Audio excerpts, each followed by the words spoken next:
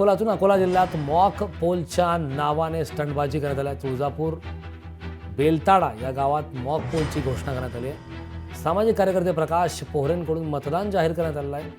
तर महसूल आणि पोलीस प्रशासनाचा रात्रभर गावात आता बंदोबस्त असणार आहे, मात्र गावात मतदानच झालेलं नाही।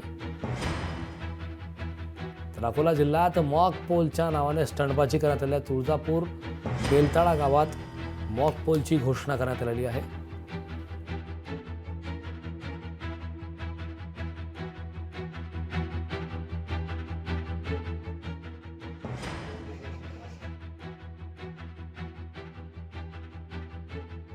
पण हा प्रिकॉशनरी बंदोबस्त आहे की अशा प्रकारे काही प्रकार बेकायदेशीर कृत्य कोणते होऊ नयेत, त्यासाठी आम्ही इथं अलर्ट आहोत। सर, या खोडसाळपणावर काही प्रशासनातर्फे काही ॲक्शन घेतलं जाईल? नाही, खोडसाळपणा आता कोणी केला नेमका, म्हणजे ह्या बातम्या फेक आहेत की खऱ्या आहेत याचा काही अजून तपास आम्हाला लागलेला नाही आहे।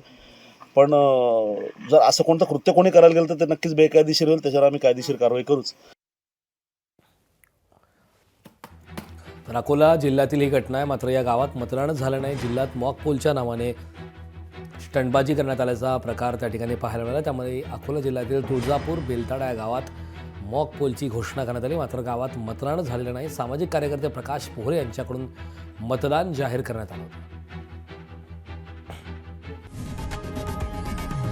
लोकशाही मराठी ऐका, पहा, जागरूक रहा।